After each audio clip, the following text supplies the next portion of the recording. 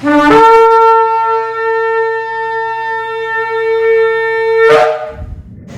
a todos.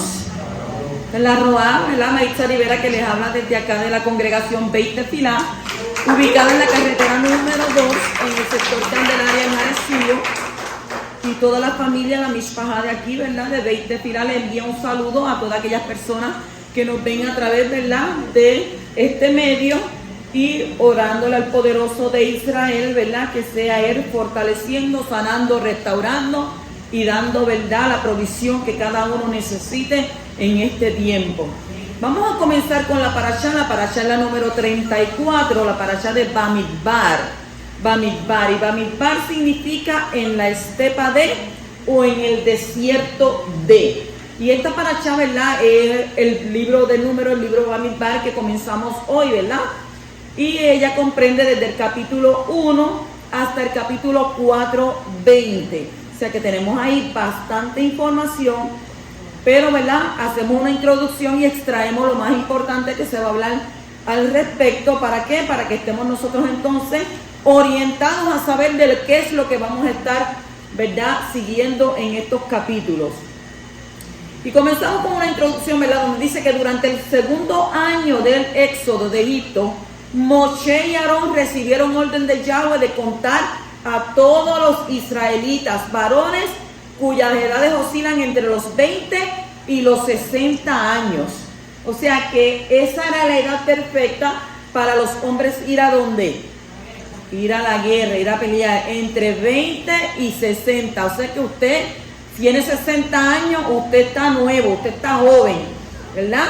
Porque usted está ready para ir a ¿qué? A pelear, bendito, pero a pelear la buena batalla de la fe. Bendito el que vive. Entonces estos varones quedaron sujetos a cumplir el servicio militar. Y el censo reveló que 603.550 hombres estaban disponibles para cumplir con sus deberes en el ejército. La tribu de Leví fue excluida del censo general a causa de su misión especial en el Mishkan. ¿Por qué? Porque debían mantenerse el orden y la disciplina, ¿verdad?, en todo momento, ya fuera que los israelitas estuvieran acampando o en marcha. El campamento fue dispuesto en forma de cuadrilátero, con el Mishkan en el centro, protegido en sus 4 lados por las tiendas de los Levín, de los levitas, ¿verdad? Las 12 tribus fueron divididas en 12 grupos, cada uno de los cuales tenía el nombre de su tribu principal. Todas estas formaban el cordón exterior, quienes eran Yehudá, junto con Isahar y Zebulún, estaban ubicados en el lado oriental del campamento. Rubén, Shimón y Gad acamparon en el lado sur. Efraín, Menashe y Binyamin se ubicaron en el extremo occidental. Y Dan, Asher y Neftalí en el área norte. Y durante los viajes de la nación, el grupo liderado por Yehudá marchaba al frente, seguido por Rubén, Efraín, y en la retaguardia iba Dan. Y algunos comentaristas sostienen que todo el conjunto se movilizaba como un cuadrilátero, conservando la misma forma que tenían cuando estaban acampando. O sea, esto no era que caminaban al garete, que caminaban como ellos querían. No, ellos tenían que, iban en una forma, en una manera de que cuando ellos se detuvieran, que Abba dijera, aquí es que se tienen que detener, ahí mismo se detenían y ahí mismo montaban. ¿Ven? ¿Manteniendo qué? Manteniendo la forma original. Entonces, originalmente los primogénitos habían sido elegidos por Abba para cumplir los servicios sagrados. Después de cometido el pecado del Eigel Basahab. Eigel Basahab significa el becerro de oro. Esta codiciada tarea fue asignada ¿a quién? A los Levín. Miren cómo dice, codiciada tarea. Primero era de los primogénitos, pero luego que ellos, ¿verdad?, transgredieron la Torá, haciendo que, participando en el pecado, ¿verdad?, de Eigel Basahab, del becerro de oro, entonces Abba le quitó ese derecho. ¿Y a quién le dio el derecho? a los Leví, quienes se habían mantenido fieles a Abba en todo momento. Eso nos da una enseñanza a nosotros, que aunque el mundo a tu alrededor quiera hacer y vivir como ellos quieran, quiere decir que usted tiene que vivir como un justo, usted tiene que vivir como un piadoso, usted tiene que vivir rectamente, ¿verdad? No importando lo que le acontezca alrededor. Usted mantiene su mirada, como dice la Escritura, puesto los ojos en Mashiach, autor y consumador de nuestra fe. Entonces, en consecuencia, Moshe recibió orden de encomendar a los levitas el servicio del Mishkan bajo la supervisión de Aarón y sus hijos. Y el censo efectuado reveló que había un total de 22.300 levín. Imagínese usted, 22.300. Entonces, a cada una de las familias levíticas, Gershón, Kehat y Merari, le fue asignada una tarea aparte en el servicio del Mishkan. Los Gershonim, en el lado occidental, eran responsables del transporte de las cubiertas del Mishkan. No todo el mundo podía meter la mano ahí a estar llevando el Mishkan. Negativo. Los Kebatim, acampados en el lado sur, transportaban el arca. El Shulhan en hebreo, mesa en español, la menorá, en español el candelabro, y los Mizbeihot, esos son los altares. Los miembros de Merari, situados en el lado norte, tenían la responsabilidad de transportar las tablas, los pilares, las clavijas y los cubos del Mishkan. Y los miembros de Kehat fueron advertidos de que no debían tocar y ni siquiera mirar los objetos sagrados que eran cubiertos por Aarón y sus hijos antes de ser trasladados. O sea, que eso no es que llevaban cualquier cosa por ahí para allá, tíralo aquí, no. Eso era algo tan sagrado que ni siquiera la gente podía mirarlo. Entonces, Elazar, que era hijo de Aarón, era el supervisor general del Mishkan y cuidando en particular la provisión de aceite para las lámparas, el incienso, la minjá continua y el aceite de unción. Y esto es verdad, lo que sucede es que el fuego no podía ¿qué? Apagarse. El fuego tenía que estar constantemente como encendido. Y yo te pregunto, ¿tienes el fuego encendido? Tenemos que tener, ¿verdad?, el fuego encendido, porque dice que debemos ser carbones encendidos, aleluya. Entonces, este es parcialmente, ¿verdad?, analizado en la Sidra. La palabra hebrea que ha sido traducida como desierto es Idbar. Desierto es Idbar, que significa estepa, desierto, conversación, y viene de la raíz davar, que significa hablar, conversar. Y la palabra midbar no significa desierto, en el sentido literal de la palabra castellana. ¿Qué es la palabra castellana? Aquellos que hablan, ¿verdad?, español. Que denota, ¿verdad?, un terreno muy seco, generalmente lleno de arena y con muy poca o ninguna vegetación. Eso es un desierto. Pero aquí, sino más bien algo como estepa, que es una llanura extensa, sin árboles y con la vegetación adaptada a la sequedad. Un midbar es un lugar inhabitado con pocos árboles donde hay pasto para los animales. Y esto explica por qué los hijos de Israel podían tener tantos animales consigo cuando salieron de Egipto, que podían sobrevivir ¿en dónde? En el desierto. Pero no estamos hablando de un desierto candente, sino que el desierto es habitado ¿por qué? Por árboles y vegetación. Entonces la Torá nos dice que los animales comieron el maná en el desierto, así que tenía que haber habido pastos para ellos durante los 40 años en el midbar, según Números capítulo 32 versículo 1.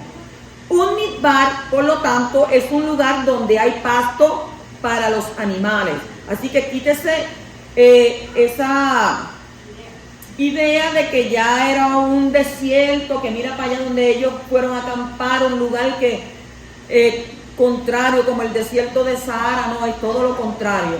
Era un lugar donde habían árboles, había pastos, por eso ellos se llevaron sus animales. Entonces las cuevas que se pueden encontrar en el Midbar son lugares adecuados para guardar los rebaños durante la noche. Y un pastor, un roé, normalmente pasaba la noche en el campo juntamente con sus ovejas.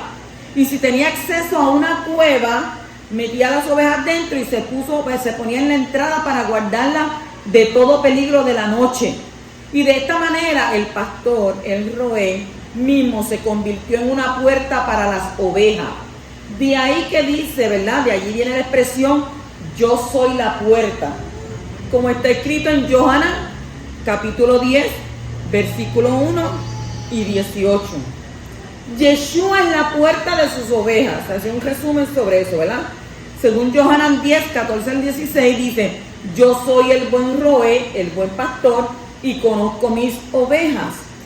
Y las mías me conocen, así como el Padre me conoce. Y yo conozco al Padre. Y pongo mi vida por las ovejas.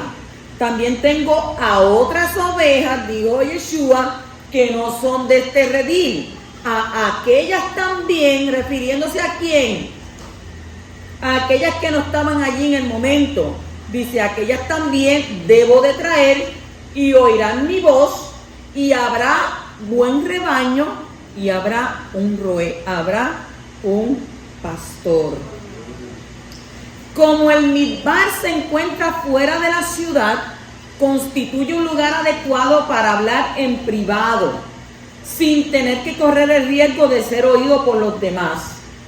Por lo tanto, este lugar donde se puede hablar a solas llegó a ser llamado Midbar, que literalmente significa conversación.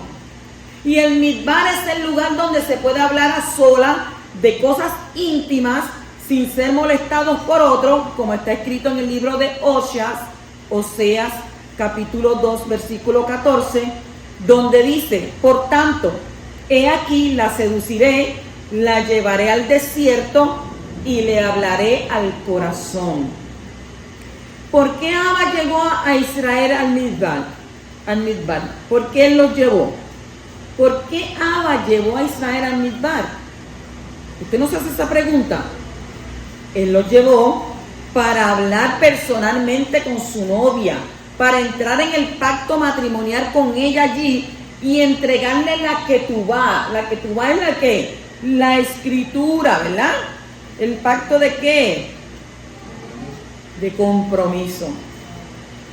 Entonces, cuando estés pasando por un desierto, no lo veas como una cosa negativa, sino como una posibilidad de poder acercarte al Abba Kadosh, a nuestro Padre, y recibir palabras e instrucciones de tu Padre que te ama y te cuida por medio de los lugares desérticos, donde aprenderás a depender de Él y no de tu propia capacidad. Cuando nosotros caemos en ese desierto, que a veces pensamos en morir, tú no te tienes que morir nada, porque hay situaciones que vienen a nuestras vidas y creemos que vamos a morir, pero no es para morir. Tu situación no es para muerte, tu enfermedad no es para muerte, sino que tu situación y lo que está aconteciendo en tu vida es para que te vayas a solas, íntimamente, privadamente, donde nadie te oiga, donde no haya ruido, donde nadie interfiera, donde cojas el celular y lo apagues. No lo pongas a vibrar, porque entonces no vas a poder vibrar en el espíritu. Apagar el celular y irte ahí, ¿verdad? Y hablar con tu Padre, hablar con tu Abba, porque cuando eso sucede, quiere decir que Él quiere hablar contigo, que Él quiere estar íntimamente contigo, que Él quiere que tú le hables a Él y le digas cómo te sientes. Ah, no, pero Él todo lo sabe. Por supuesto que Él todo lo sabe. ¿Pero qué quiere Él? Él quiere que tú tengas confianza en Él y hables con Él. ¿Cuántos dicen amén? Entonces, el primer día del segundo mes en el segundo año. Eso es lo que leemos en la Torah, ¿verdad? El Mishkan fue erigido el primer día del primer mes del segundo año, según Éxodo 42. Un mes más tarde, Yahweh habla con Moshe las palabras que aparecen en ese texto. Según Gur Ariel, después de vivir 30 días en un lugar, uno es considerado como un residente permanente. Ahora, la presencia divina había habitado en el Mishkan ¿durante cuánto tiempo? Un mes. Y era el momento de contar a los hijos de Israel de nuevo y establecer la ascendencia pura de las familias israelitas, de tal modo que la Shehinah, que es la Shehinah, la presencia, la divinidad, pudiera permanecer en su medio, bendito. Por eso es que dice, ¿de día qué? ¿Columna de qué? De día columna de nube y de noche columna de fuego. Porque la presencia del poderoso siempre iba ahí. Entonces, entremos de lleno, ¿verdad?, a la parashá. Esto era, ¿verdad?, una introducción de lo que se habla en estos capítulos. Dice en el capítulo 1, versículo 2, haz un censo de toda la congregación de los hijos de Israel por sus familias, por sus casas paternas, según el número de nombres, todo varón por sus cabezas. Esta es la cuarta vez cuando los hijos de Israel fueron contados. La primera vez cuando los hijos de Israel bajaron a Egipto en Shemot 1:5. ¿Cuándo fue la segunda vez? Cuando salieron de Egipto en Éxodo 12:37. Usted los apunta y los verifica. Y la tercera vez fue en el desierto antes de la construcción del Mishkan. ¿Dónde usted encuentra eso? En Éxodo, en Shemot, capítulo 30, versículo 11 al 16, en el 38, versículo 25 al 26. Entonces, ahora Yahweh ordena que sean contados una vez más. ¿Qué número sería entonces en esta cuenta?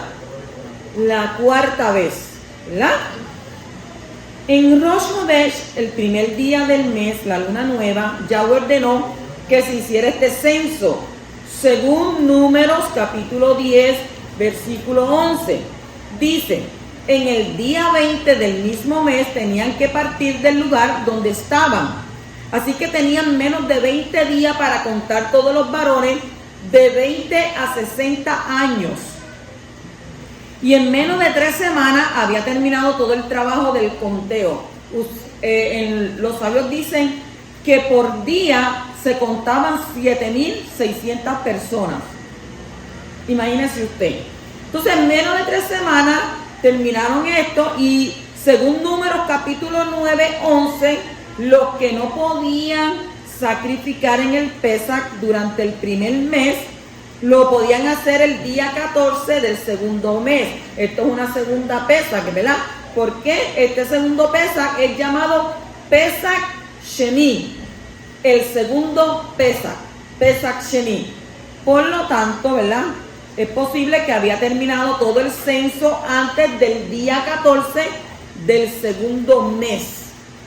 Y esto nos enseña acerca de su inmediata obediencia y la eficacia impresionante que tenían los líderes para organizar al pueblo. Allí no había flojera.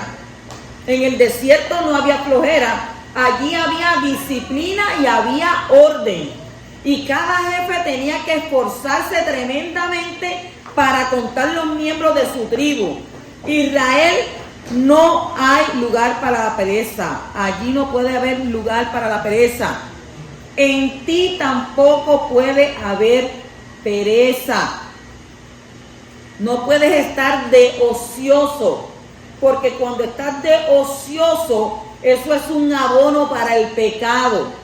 Cuando una mente está ociosa, que no está haciendo nada, ahí es que es un terreno fértil, como dice la Escritura, para los dardos de ¿qué? Del enemigo, que está siempre pendiente como el león, buscando a quien devorar, buscando a quien hacer tropezar, buscando a quien servirle de piedra de obstáculo. Y entonces cuando usted está ocioso, cuando no lee la Escritura y espera solamente al Shabbat, yo espero cuando la Roá nos ponga a leer. Entonces, ¿qué sucede durante todo ese tiempo? Se supone que usted termine el Shabbat hoy y comience a prepararse para el próximo Shabbat con alegría. Ay, no, otro día más allí, estar todo el día. No. ¿Por qué? Porque cuando usted sabe que usted está guardando Shabbat y nuestro Abba juntamente con nosotros, porque fue el primero que lo guardó, usted tiene que estar contento, usted tiene que estar alegre, porque usted no se imagina, usted está aquí viéndome a mí, viendo a sus hermanos, pero en el mundo espiritual usted no se imagina todas las cosas que están pasando, todas las batallas que se están librando por ti, de qué manera Abba te está cuidando en el mundo espiritual. Y usted dice, pero es que yo no he visto nada. Usted no ha visto nada. Dichosos los que creyeron sin ver, dice la Torá. Dígame a mí, ¿usted ve los gérmenes? ¿Usted ve las bacterias? Usted no ve los virus, pero ellos están ahí. Y cuando se meten hacen estragos. Pues eso mismo sucede en el mundo espiritual. En el mundo espiritual, usted no se imagina las guerras y las batallas que hay. ¿Cómo nos damos de cuenta de eso? No, porque es que yo le pido a Abba y nada pasa. Que nada pasa. Porque tú no lees Torá. Porque la Torá me dice a mí que cuando Daniel hizo oración, inmediatamente fue contestada su petición. Pero ¿qué sucede? ¿Qué pasó? ¿Por qué la petición no era contestada? ¿Qué es lo que estaba aconteciendo en el mundo espiritual?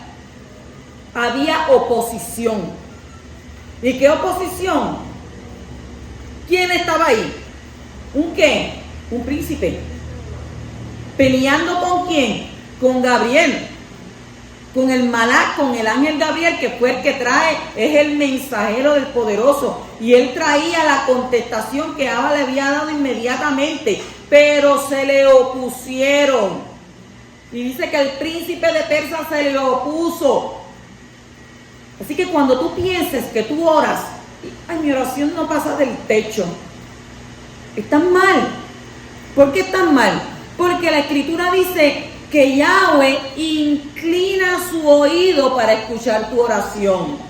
Entonces, cuando Él envía contestación para que llegue donde ti, ¿qué sucede? Hay muchos obstáculos. Pero si entonces tú vienes y desmayas, ay, yo no voy a orar nada, porque es que a mí yo oro y eso es como si nadie me escuchara. No, porque es que tú no estás leyendo la Torá. Tú tienes que arreguindarte de las palabras de la Escritura, donde nos dice a nosotros, ¿verdad?, que estemos constantemente meditando en oración, orar sin cesar. No es que ore sin cesar, es orar sin cesar, sin desmayar, constantemente. No, pero yo no puedo hacer eso. Pues, ¿cómo que tú no puedes hacer eso? Si tú dices que no puedes, no puedes. Pero si tú dices que tú puedes, tú puedes. ¿Por qué? Porque la Escritura me enseña a mí que lo que tú hables, lo que tú digas, lo que tú confieses, lo que tú manifiestes, eso será hecho. Sí, pero yo quisiera 1.000.000 de pesos y no ha sido hecho. ¿Sabe qué dice la Escritura? En el libro de Proverbios, la suerte es echada en el regazo, mas de Yahweh Elohim en la decisión de ella. ¿Sabe? ¿A qué suerte le estamos hablando? ¿Por qué mejor no buscas para allá arriba? Porque dice la Escritura que aquí no hagamos tesoro donde el orín, ¿verdad?, y la polilla que corrompe, sino que hagamos tesoros en el reino de los Shamayim. ¿Dónde qué? Donde eso va a permanecer. Porque nosotros a veces nos olvidamos que aquí estamos temporeros. ¿O usted ha visto a que alguien ha regresado después que se fue? ¿O ha mandado un texto? ¿O ha llamado? Y usted puede quedarse aquí llorando, se fue, no vino, no llegó él, ay, no puedo vivir. Pero le contesta a usted, le escribe a usted. No, porque ¿qué nos dice la Torá? Ellos van ¿a dónde? Al sueño ¿qué? Al sueño eterno, hasta que venga Yeshua HaMashiach y le diga sube acá. Por tanto, sabemos, ¿verdad?, que el dinero se necesita en este mundo, en este Malhut. Porque este es el Malhut. Y en este Malhut se necesita dinero, ¿verdad?, para sus necesidades básicas. Pero entonces usted le dice, no me dé demasiado para que yo no me ponga altivo, ni me dé demasiado poco para que no esté necesitado, sino dame conforme a mis necesidades. Y créame que el Abba Kadosh, ¿qué va a hacer? Él lo va a hacer. Entonces, dice que cada jefe tenía que esforzarse tremendamente para contar los miembros de su tribu en Israel allí todo el mundo tenía que trabajar. Entonces, ¿qué sucede? Dice, por sus cabezas. En el hebreo se encuentra la palabra legul. Legul, mire, se lo voy a decir poquita para que lo entienda. Legul gelotán. Legul gelotán.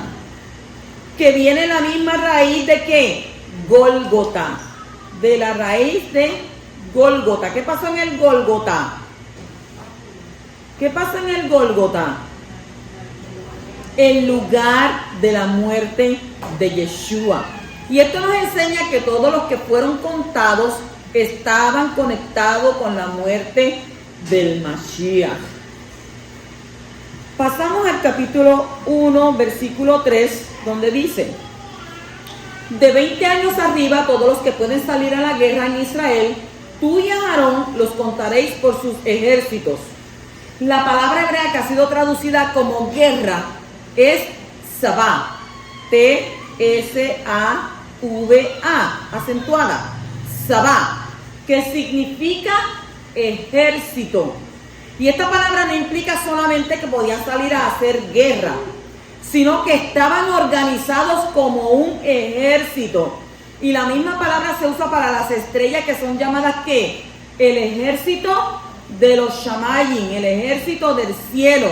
Y eso es donde usted lo encuentra en Génesis, Bereshit, capítulo 2, versículo 1, Devarim, Deuteronomio, capítulo 4, versículo 19. Los levitas también son organizados como Sabá, según el 4:23. Y ellos no salieron a la guerra. Esto nos enseña que Sabá tiene que ver más con orden y disciplina que con la guerra. Una disciplina militar regia dentro del pueblo de Israel en el desierto, como está escrito en Éxodo capítulo 12, versículo 41 y versículo 51, que nos dice ahí. Y sucedió que al cabo de los 430 años, en aquel mismo día, todos los ejércitos de Yahweh salieron de la tierra de Egipto. ¿Cómo usted se explica eso? ¿Todo qué? ¿Todos los ejércitos de qué? ¿De dónde salieron? Pues entonces explique usted cómo es eso posible. Todos los ejércitos de Yahweh salieron ¿de dónde?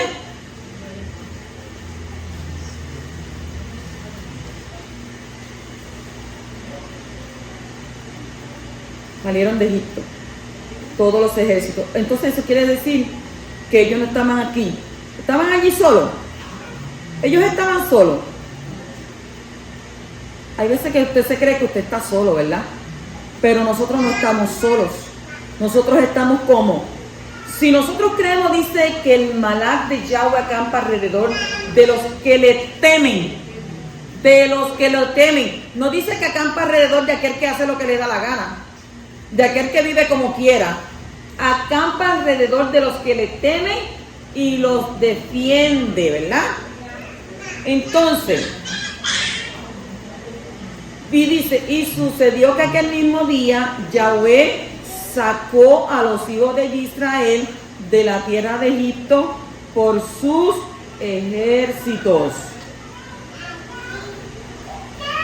El orden y la disciplina son conceptos fundamentales para que el pueblo de Israel pueda funcionar adecuadamente y seguir adelante. Si usted no está organizado, si usted no tiene un orden en su vida y usted vive, como dicen por aquí en Puerto Rico, al garete, que vive como el día llega, lamentablemente usted no podrá ver el esplendor de Abba Kadosh. Porque Él no se manifiesta en el garetismo, como dicen por ahí, no se manifiesta en la desorganización, no se manifiesta en una persona que no sabe ni qué día es hoy, que no está en tiempo, lugar y espacio. Y usted le pregunta, ¿y qué día es hoy? Ay, yo no sé. ¿Y en qué año estamos? Vamos a ver. No está orientado. ¿A cuánto les pasa eso a veces? A veces nos pasa. Puede pasar, ¿no? A veces nos levantamos y nos levantamos aturdidos Y decimos, ¿y qué día es hoy? Y entonces usted tiene que coger en su mente y ¿qué? ¿Comenzar a qué? ¿Dónde yo estaba ayer? ¿Qué fue lo que yo hice? ¿Por qué usted queda aturdido? A ver si alguien me dice. ¿Por qué queda aturdido? Porque cuando usted duerme, su alma sube a los mundos superiores. Entonces cuando usted baja o cuando alguien le llama de momento, ¿qué ha pasado con usted? Que usted a veces cae hasta parado en el piso, ¿verdad? Porque cae tan fuerte que usted... Eso es lo que sucede. Y se levanta como que no sabe ni dónde está. Entonces, en este camino nosotros tenemos que tener un orden. En este camino nosotros tenemos que tener disciplina. La mediocridad no tiene cabida. ¿Por qué? Porque nosotros le estamos sirviendo a un rey. Nosotros no le estamos sirviendo a cualquiera. Si usted cuando va a un tribunal y allí el alguacil viene y le dice, levántese, no más que en chicle, nada de ropa escotada, nada de gorra, nada de esto, porque va a entrar el señor juez. Y todo el mundo se pone shake it. Como diría el americano, shake it, don't break it, your mama must make it. O sea, no tiemble y no lo rompa, porque si no tu mamá lo va a tener que... Entonces, ¿qué sucede? La gente tiembla. Pero entonces la Torah me dice a mí que a la presencia del poderoso tiembla la tierra. Entonces, ¿por qué tú también no tiemblas a la presencia del poderoso? Que es más grande que ese hombre que está allí detenido y está parado. Y quizás tú dices, ay, que ese hombre tiene allí la potestad para coger y quitarme mi libertad. Negativo. Porque dice que ninguna lengua se levantará en contra tuya en juicio. Y si el poderoso determina una cosa para ti, esa va a ser. Así que ningún hombre se puede poner y dirigir tu vida o decidir sobre tu vida. Lo que pueda acontecer es porque Abba Kadosh lo permite. Y a veces lo permite porque nosotros somos medios testarudos y hay que agarrarnos de las orejas para menearnos, ¿verdad? Porque si no, ¿qué? Si Él no nos hace eso, nosotros no miramos para allá arriba y no nos damos de cuenta de que hay un poderoso más grande sobre este mundo, porque Él dice que eres el juez justo, el cual sus pies están descansando sobre la tierra. Imagínese usted, no peleará Él por ti, no te hará juicio Él a ti. Por eso David dijo, mejor es caer en tus manos que la de los hombres, porque los hombres no tienen misericordia, pero mi Padre Celestial sí tiene misericordia. ¿Y Él qué hace? Como Él tiene misericordia, dice que su misericordia es desde la tierra hasta los Shamayim, Él puede perdonar. El hombre no perdona, el hombre siempre va a recordar. Y el famoso dicho, perdono pero no olvido. Eso no es perdonar. ¿Sabe lo que es perdonar? Perdonar es que tú lo recuerdes sin dolor, sin coraje, sin rencor, sin ira. Eso es perdonar. Sí, pero es que como ustedes no le han hecho las cosas que me han hecho a mí, que a ti no te... Mira, el poderoso no le da carga a nadie que no pueda cargar. Cuando Abba permite algo en tu vida es que algo tú tienes que rectificar. Cuando tú eres un bravo es cuando más personas te ponen al frente para que te saquen por techo, como dice la gente por ahí. Y entonces yo no sé qué pasa, porque es que yo quisiera... No, tú no quisieras nada. ¿Por qué tú no puedes hacer nada? Porque entonces si tú haces, tú no le estás dando lugar al poderoso, que Él dice, mía es la venganza y yo pagaré. Y te dice, estad quieto. Nos manda a estar quieto, estate quieto, deja el bullo, déjate la bullera ahí, déjate de estar hablando, déjate de estar lengüeteando. Dice Él, yo pagaré. Pero permite que sea yo, ¿verdad? Ponme en mis manos un chispito para yo cogerle y hacerla. No. Dame ese poder negativo. ¿Sabes una cosa? La Torah, es que la Torah a mí me encanta. Yo estoy enamorada de mi padre. Estoy enamorada de mi Abba. Usted no lo puede creer, pero yo estoy enamorada de él. O sea, mi esposo ahora no está, pero ahora yo tengo un nuevo amor. Y mi amor es mi Abba Kadosh. de Él me estoy arreguindando. Y la Torah es tan clara. La Torah es tan clara. ¿Sabes? Mira, estate tranquilo. Estate tranquila. O sea, no busques hacerme el mal. No, porque es que como Abba no me contesta, porque la gente se cree que Abba es un microondas, que tiene que ser inmediatamente, y no saben que es al tiempo perfecto. Y a veces tú insistiendo, Él permite, da un tiempo permisible. Pero nosotros tenemos que esperar mejor en el tiempo perfecto de Él. ¿Y sabes lo que te dice? No te alegres de tu enemigo cuando yo haga justicia con él. No vaya a ser que yo, dice Abacadosh, el castigo que le dé a tu enemigo te lo pase a ti. Para que no te burles, para que no te rías, para que no te creas que tú eres Abba dice, mira, mejor quédate calladita, quédate calladito, que te ve más bonito, confía en mí, cree en mí y yo haré. Pero si usted de los reguleros se ponen a regulear, no, yo, que a mí por encima de mí ni el sombrero porque yo no lo uso, pero estás equivocado.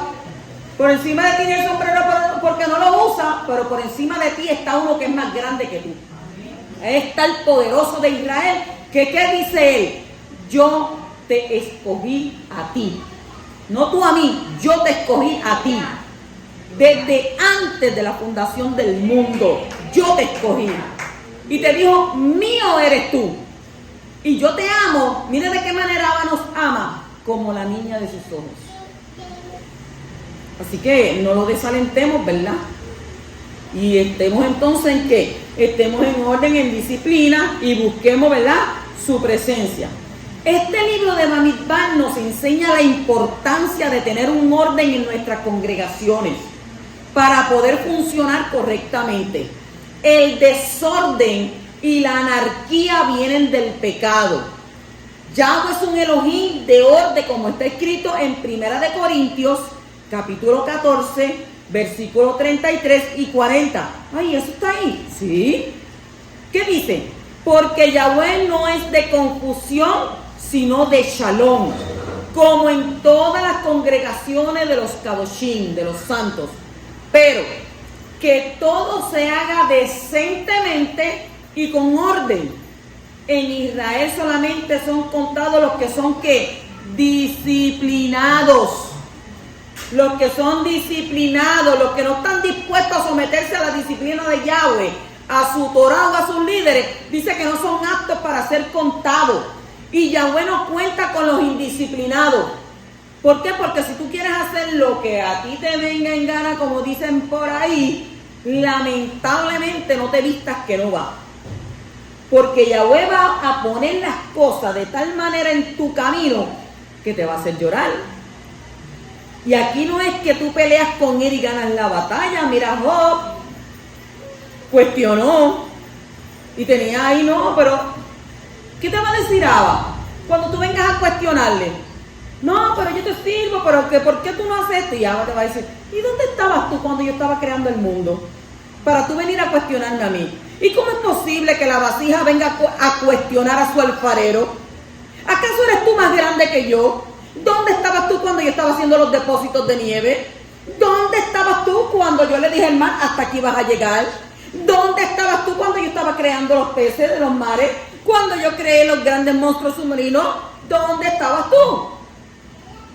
¿Dónde estabas tú? ¿Dónde estábamos nosotros? Estábamos con él. Lo que pasa es que en ese momento Job no sabía dónde él estaba. Porque estaba viendo ¿qué? Tantas situaciones. Pero tú, cuando él comenzó a formar todas estas cosas, a comenzar a formar este mundo, ¿sabes? No estábamos allí. ¿Estábamos allí o no estábamos allí? ¿En dónde estábamos nosotros?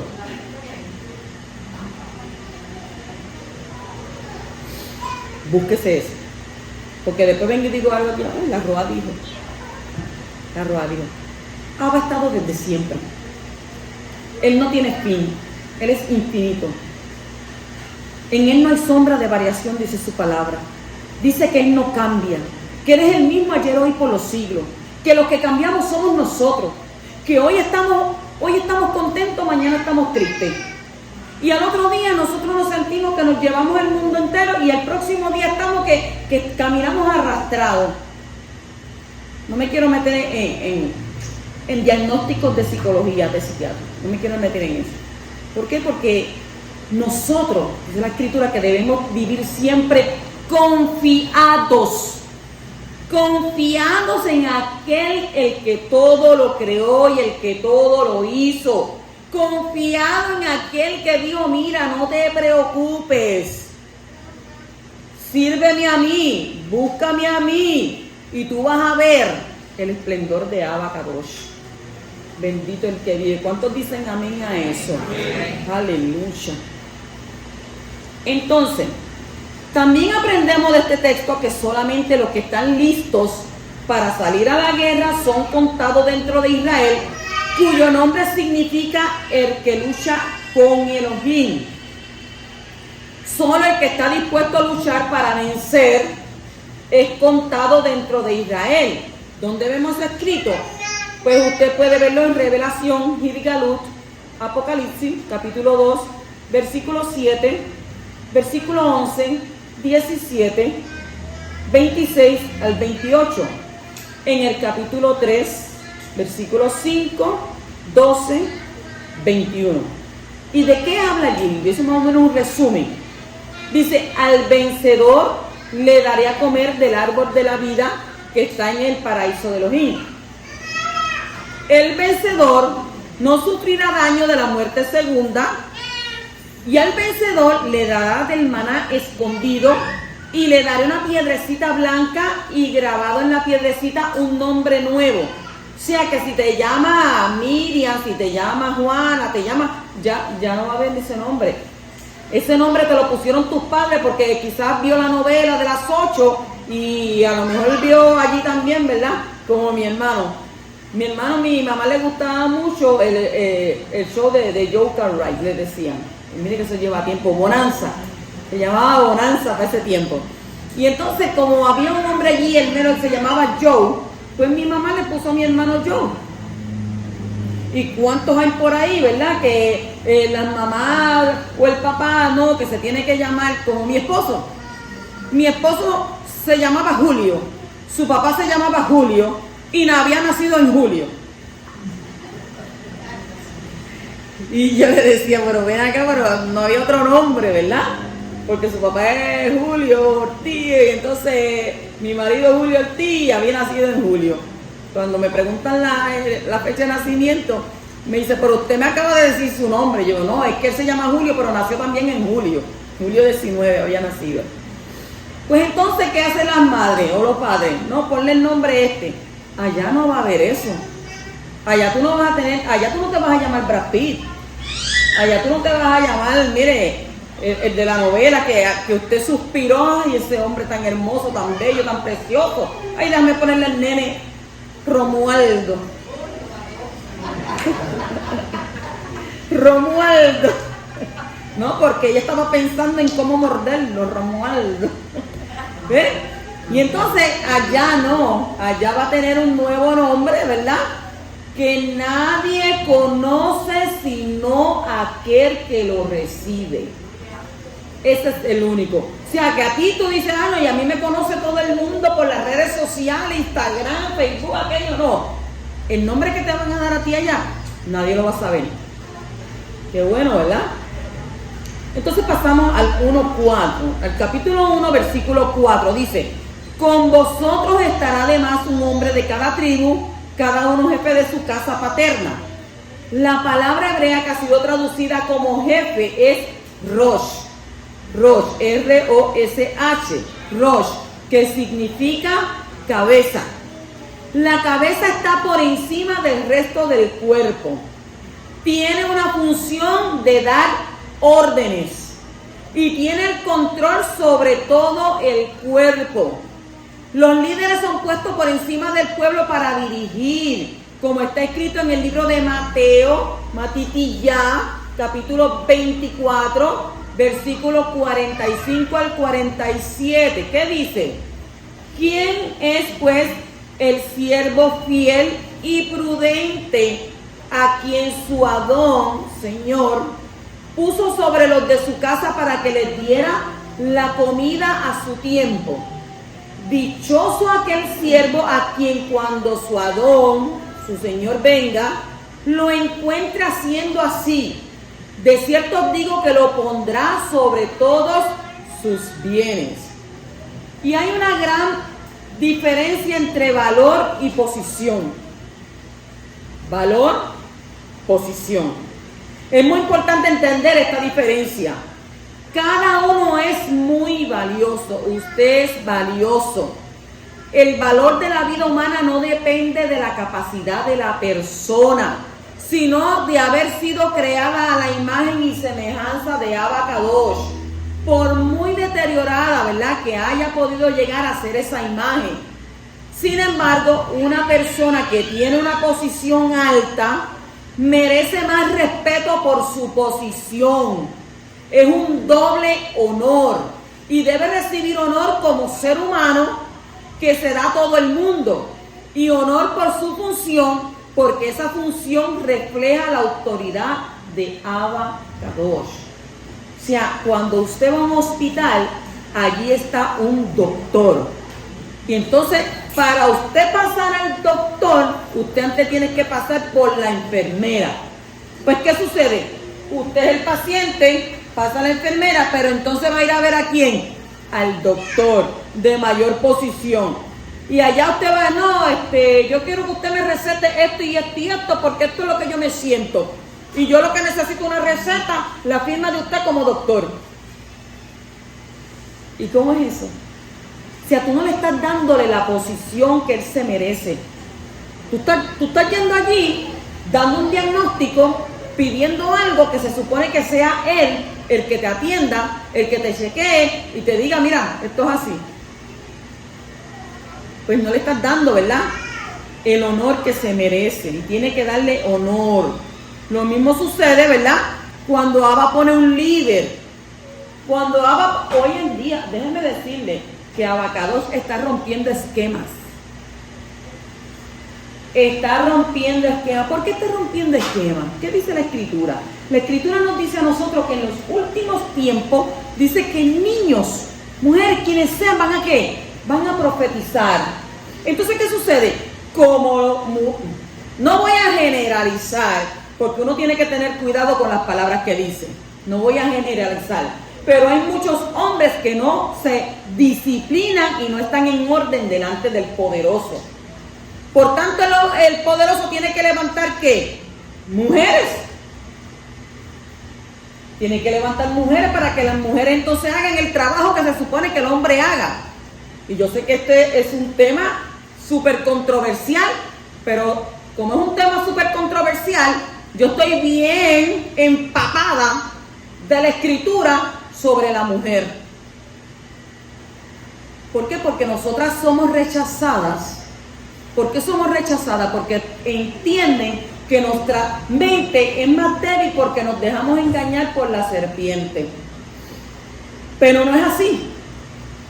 Porque la Escritura dice que la serpiente era más astuta que todos los animales.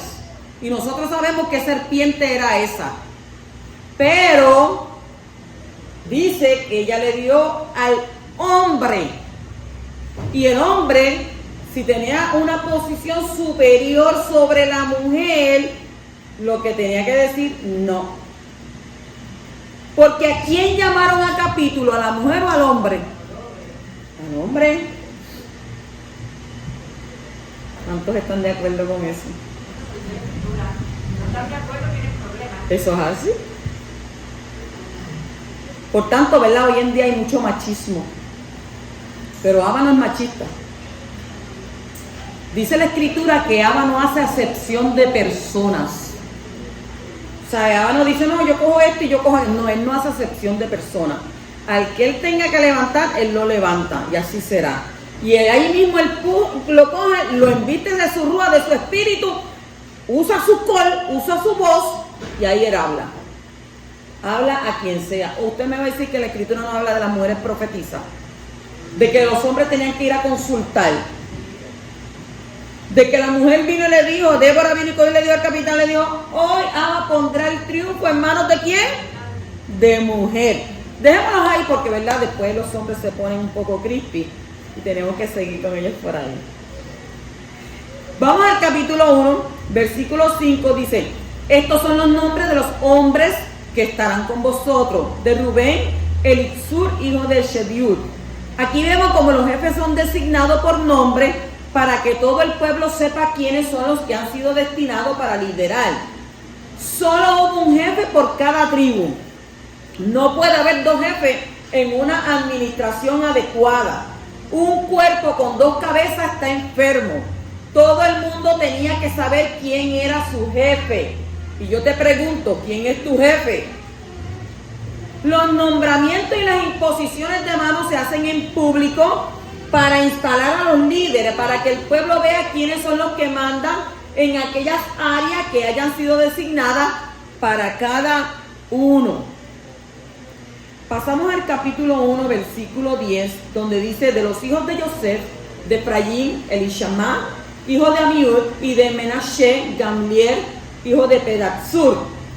Elishama era el abuelo de Yehoshua, de Josué, según Primera de Crónicas, capítulo 7, versículo 26. En el capítulo 1 y versículo 20 dice, de los hijos de Rubén, primogénito de Israel, fueron contados por su registro genealógico, por sus familias, por sus casas paternas, según el número de nombres, por sus cabezas, todo varón de 20 años arriba, todo el que podía salir al ejército. Y aquí vamos a hablar algo importante. Rubén aparece primero en la lista, como si fuera primogénito, aunque él había perdido su primogenitura. Según, ¿verdad?, el libro Primera de Crónicas, capítulo 5, versículo 1, dice que su arrepentimiento le devolvió el derecho de ser nombrado primero en la lista de las genealogías. La mayoría de edad civil empieza a los 20 años. Aquí en Puerto Rico es a los 21. 18, ¿verdad? Y a los 21 puedes votar. Pues allá no. Allá comenzaba a los 20 años. Y la mayoría, mire cómo esto, en la edad civil les dije, ¿verdad? Pero la mayoría de edad moral empieza a los 13 años para varones y 12 años para mujeres. ¿Ven? La mayoría de edad civil empieza a los 20 años y la mayoría de edad moral empieza a los 13 años para varones y 12 años para mujeres, porque ahí es donde hacemos ¿qué? El bar y el bat mitzvah. Capítulo 1, versículo 23. Los enumerados de la tribu de Shimón fueron 59.300. La tribu de Shimón perdió el 63% de su población en el censo que se hizo 38 años después. Números 26, usted encuentra ahí. Y esto fue debido a la plaga que vino por causa del pecado con las madianitas, a consecuencia del mal ejemplo de uno de los jefes. Números 25, 6 al 14. Y esto nos enseña acerca de la importancia del impacto del ejemplo de un jefe, de un líder. Por su pecado llegó una gran plaga sobre toda la tribu por haber seguido su ejemplo. Y el poder del ejemplo es fuerte, especialmente en los líderes. Nosotros como líderes somos más observados que usted como talmid. ¿Por qué? Porque se supone que uno como líder, como persona que Abba Kadosh pone, tenga la capacidad, porque así nos ve la gente, que tenemos la capacidad de que si viene la tentación, hagamos como dice la Escritura, es de sabio resistir la tentación. Porque siempre el ojo humano va a estar sobre uno, no va a entender, porque ellos no van a entender que usted es una persona igual que usted, que los demás. Van a entender que usted es una persona que está ahí, pero usted tiene que dar ejemplo. Y si usted no puede dar ejemplo, hágalo quitar. Ay, mira lo que te está haciendo, mira aquello. No, te quita. Te quita. ¿Por qué? Porque Él no quiere, ¿verdad? Que por causa de 2 o 3 que pase con su evangelio, con su palabra, sea tirada, ¿por qué? Por el piso. Por eso que usted ve, ¿verdad? Las situaciones que pasan con muchos líderes. Entonces, uno tiene que ser fuerte. Para usted ser un líder, usted tiene que ser una persona fuerte. Usted tiene que ser una persona al doble de lo que es un talmid. Usted tiene que capacitarse más. ¿Por qué? Porque usted va a venir a enseñar, a llevar la palabra de Abba Kadosh. Y como usted va a llevar la palabra de Abba Kadosh, usted tiene que prepararse más que el talmid. Y no le digo que hay muchos talmid que saben, claro, por supuesto que saben y estudian, eso hay que reconocerlo, porque, ¿verdad? Pero hay unos pasos los cuales uno tiene que seguir para que el poderoso de Israel te ponga como un líder, ¿verdad? Y ser líder no es solamente, ¿verdad? Decir, yo tengo un llamado del cielo. Eso es importantísimo. Ok, tienes el llamado del cielo, pero estás viviendo en un mundo donde a ti te dice el Departamento de Estado que usted tiene que tener estudio. ¿Por qué? Porque usted tiene un grupo de personas que van a estar bajo su mando. Y si usted no tiene estudios, si usted es un medio analfabeta, como dicen por ahí, ¿verdad? O si no, tiene más que el llamado del poderoso, cuando venga el Departamento de Estado, dice, enséñame tus credenciales. ¿En dónde tú estudiaste?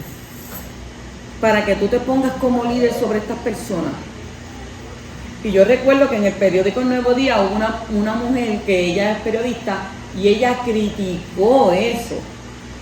Criticó, dijo, en personas que se ponen como líder ellos solos y tienen ese montón de personas ahí al frente, y hay personas, porque la congregación, la sinagoga es como un hospital, viene toda clase de personas con necesidades mentales, fisiológicas, personas con muchas necesidades. Y entonces si usted no tiene ningún estudio en nada, ¿cómo usted entonces puede ayudar? No aconsejar, a orientar. Usted tiene que estar preparado. Entonces el poderoso nos pasa por ¿dónde? Nos pasa por muchos lugares hasta que usted pueda llegar aquí a poder ser líder de personas, bregando con muchas personas. Yo soy cosmetóloga, enfermera, terminé orientación en consejería, terminé 3 años en artes ministeriales, terminé un doctorado. O sea, yo me he preparado. Y toda la honra es para mi Padre Celestial, porque tenemos que ser humildes. Usted no me ve andando por ahí, yo soy una doctora, nada, al contrario. Es más, yo no digo ni que soy pastora, a nadie.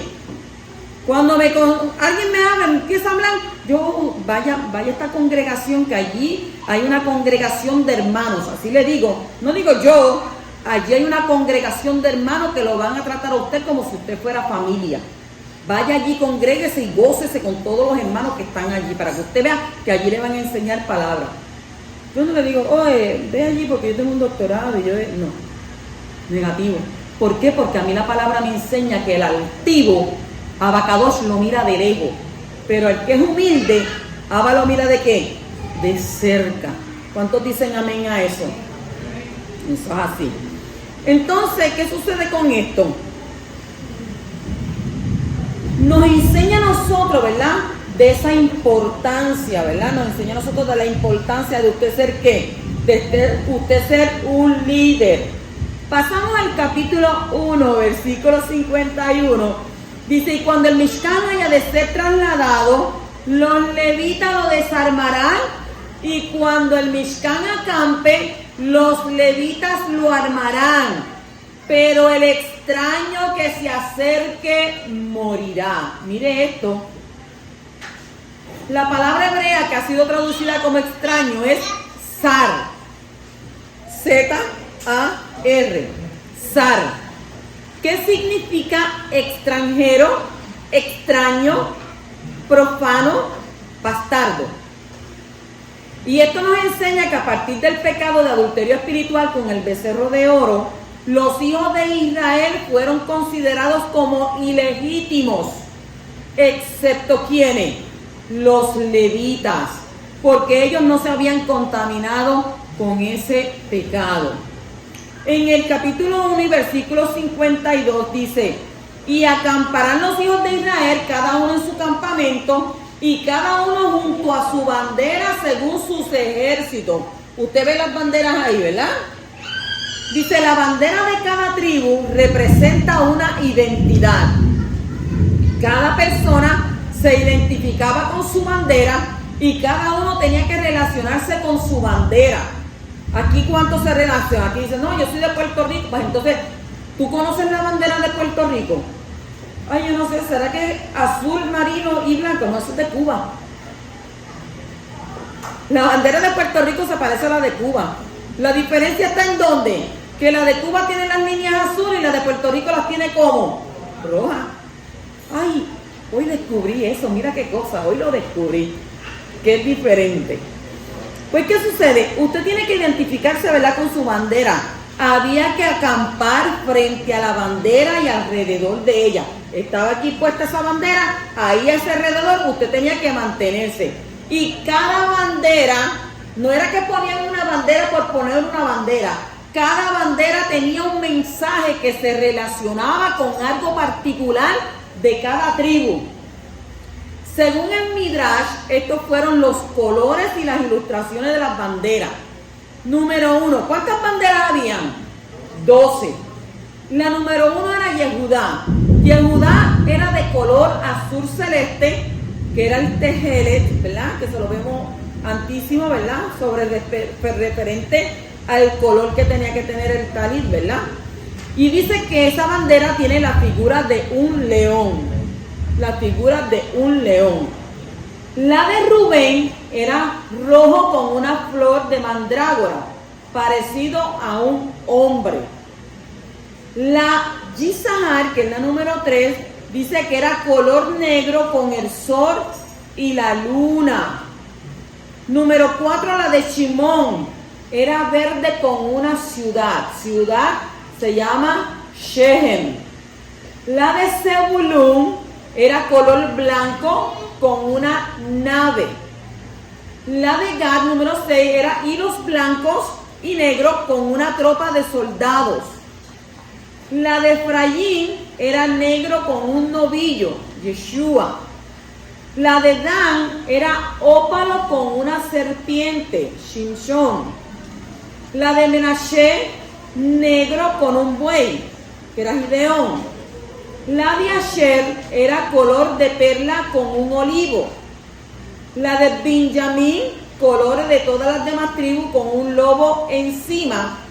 Y la de Neftalí, color vino diluido con un ciervo. La bandera de Leví estaba hecha de 3 colores: blanco, negro y rojo. Y tenía el pectoral del juicio bordado encima. En esta parasha encontramos el equilibrio perfecto entre el individuo y el colectivo, entre el individualismo y el colectivismo.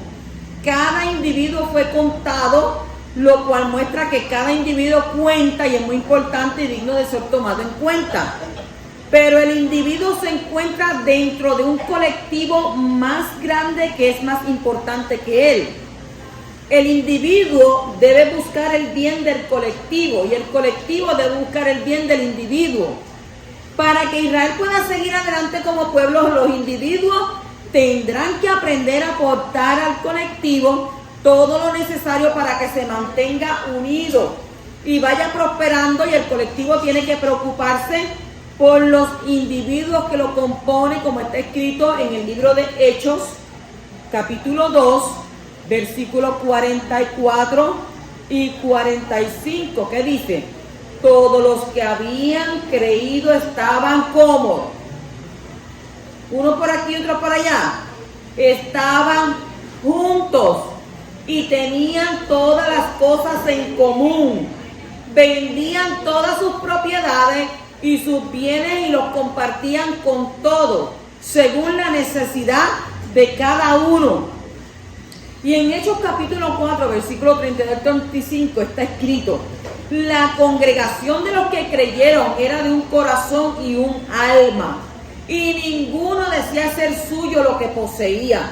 Y ahí nos lleva a recordarnos de quién. ¿De quiénes los que mintieron? Ananías y Zafira, ¿verdad? Que mintieron a Ruach HaKodesh. Si nos dice que todas las cosas eran de propiedad común. Con gran poder los apóstoles daban testimonio de la resurrección del lado de Yeshua, y abundante Hanán. Hanán es gracia. Había sobre todo ellos. No había pues ningún necesitado entre ellos, porque todos los que poseían tierras o casas las vendían, traían el precio de lo vendido y lo depositaban a los pies de los apóstoles, y se distribuía cada uno según su necesidad. Pero eso era en aquel tiempo, ¿verdad? Hoy dicen: lo que es mío, y nadie me lo quita, porque le sale que una verruguita. Y si se casan, le dice: lo tuyo es mío y lo mío es mío, pero lo mío no es tuyo.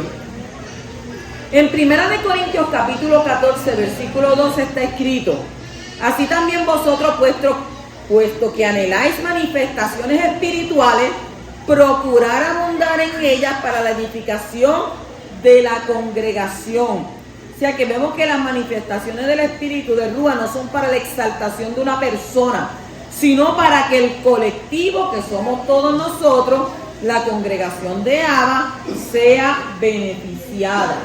Bendito el poderoso. Le dije que esta parashá, ¿verdad? Tiene 4 capítulos. Yo no puedo decirle 2 o 3 cosas y olvidarme de los demás. Usted guarda Shabbat, y Shabbat es todo el día. Bendito el que vive. El capítulo 2 y versículo 3 dice: los que acampen al oriente hacia la salida del sol serán los de la bandera del campamento de Yehudá según sus ejércitos. El jefe de los hijos de Yehudá, Nachshon, hijo de Aminadab. A Yehudá le tocó acamparse al oriente del Mishkan junto con Yisahar y Zebulún. El oriente es el lugar de donde sale el sol, enfrente de la entrada del Mishkan. Yehudá fue la tribu predominante de las 3. Y aquí vemos, ¿verdad?, que hay una agrupación de 3 tribus, y una de ellas es el líder sobre las otras 2. El orden divino es tener un líder para cada agrupación. Había 3 jefes sobre las 3 tribus, pero uno de ellos estaba por encima de los otros 2. Y el mismo patrón de organización se encuentra, ¿verdad?, en las otras agrupaciones. Capítulo 3, versículo 9. Dice: darás pues los levitas a Aarón y a sus hijos, les son dedicados por completo de entre los hijos de Israel. Los levitas fueron dados por un lado a Aarón y a sus hijos, los Coanim, y tenían que servir a los Coanim. En el 13 dice: pero por el otro lado fueron dados al poderoso. En el 3:6. En el 3:12 dice, en capítulo 3, versículo 12: el que se entrega al poderoso se entrega al liderazgo. Si uno piensa que está entregado al poderoso y no se somete al liderazgo puesto por él, está errado. Como el maestro, ¿a quién se tiene que someter? Al director, ¿verdad que sí? Como la esposa se tiene que someter, ¿quién? A su esposo. Y como el hombre o la mujer que el poderoso ponga se tiene que someter, ¿qué? Al Machía. Y como Machía se tiene que someter, ¿qué? A Abba Kadosh. En el capítulo 3, versículo 12 dice: mira, yo he tomado a los levitas de entre los hijos de Israel en lugar de todos los primogénitos, los que abren el seno materno de entre los hijos de Israel. Los levitas pues serán míos. Los levitas representan a los primogénitos. ¿Se acuerdan, verdad, que primero Abba Kadosh cogió a quién? A los primogénitos, pero como pasó lo del pecado, entonces ahora los levitas representan a los primogénitos. Fueron tomados en lugar de ellos. Desde el principio los primogénitos fueron designados a ser Coanim, pero por causa del becerro de oro perdieron el derecho de servir en el santuario. Como los levitas no participaron en ese pecado, pudieron tomar entonces el lugar de los primogénitos como ministros en el Mishkan.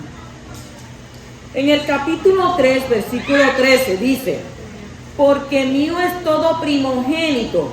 El día en que herí a todos los primogénitos en la tierra de Egipto, consagré para mí a todos los primogénitos en Israel, desde el hombre hasta el animal, míos serán, yo soy Yahweh Sebaot. Los primogénitos pertenecen a Yahweh de una manera especial, a pesar de que ya no pueden servir en el Mishkan, en el templo, como Kohanim. Fueron, ¿verdad?, primeramente escogidos, pero ellos tienen que especial tesoro. Abba nos toma como especial tesoro.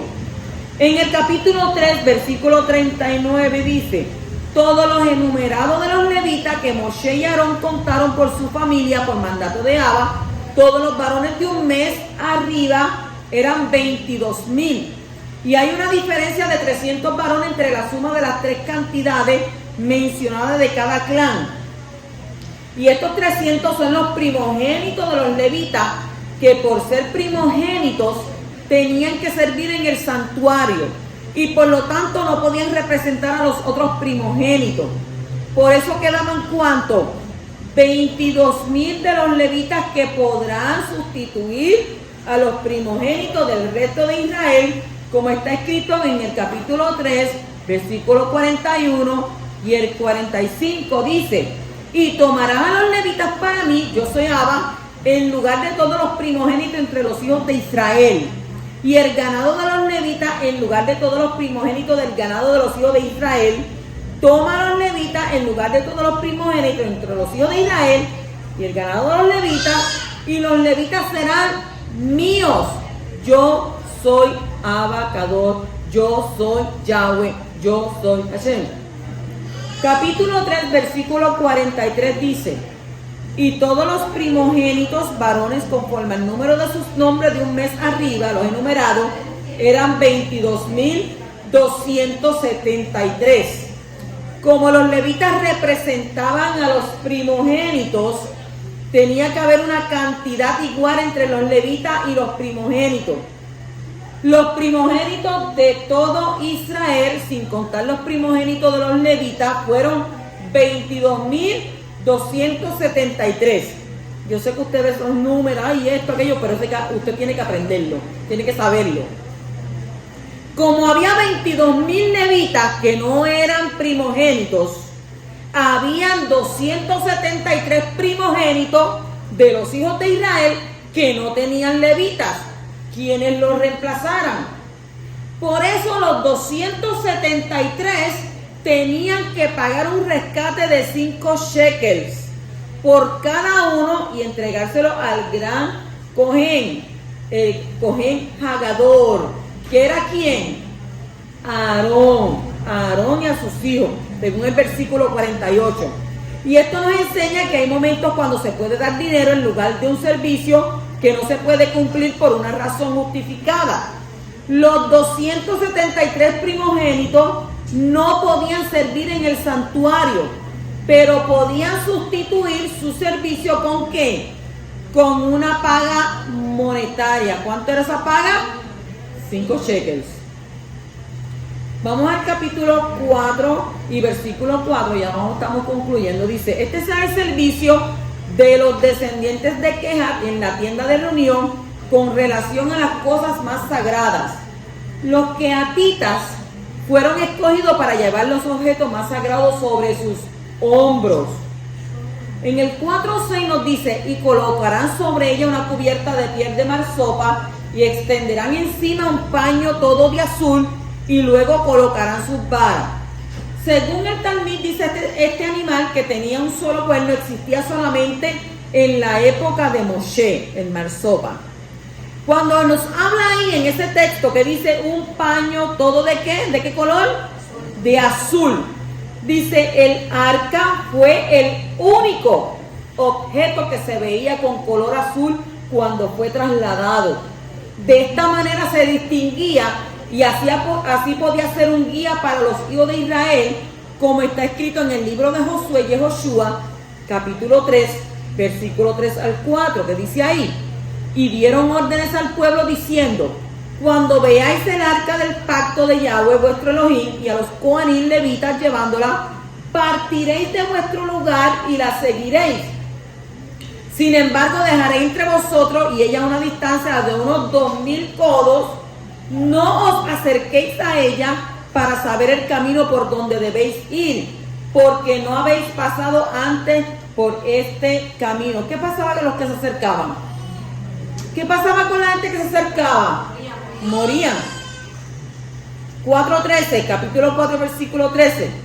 Quitarán entonces las cenizas del altar y extenderán sobre él un paño de púrpura.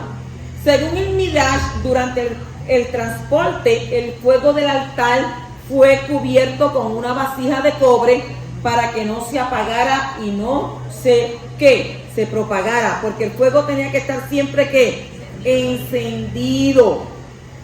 Capítulo 4, versículo 15. Cuando Aarón y sus hijos hayan terminado de cubrir los objetos sagrados y todos los utensilios del santuario, cuando el campamento esté para trasladarse, vendrán después los hijos de Kehat para transportarlo, pero que no toquen los objetos sagrados, pues morirán.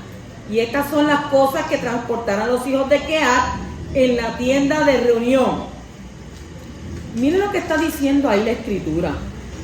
Que no pueden ni siquiera tocarlo. Si nosotros nos vamos, ¿verdad?, a la escritura, vemos ahí, ¿verdad?, que si Usa hubiera leído bien la Torá, no habría tocado el arca y podría seguir con vida, como está escrito en 2 de Samuel, capítulo 6, 6 al 7. Dice: pero cuando llegaron a la era de Nahón, Usa extendió la mano hacia el arca de Elohim y la sostuvo, porque los bueyes casi la volcaron.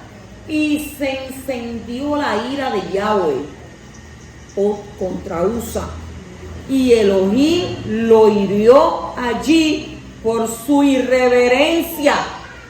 Y allí murió junto al arca de Elohim. ¿Por qué dice por su irreverencia?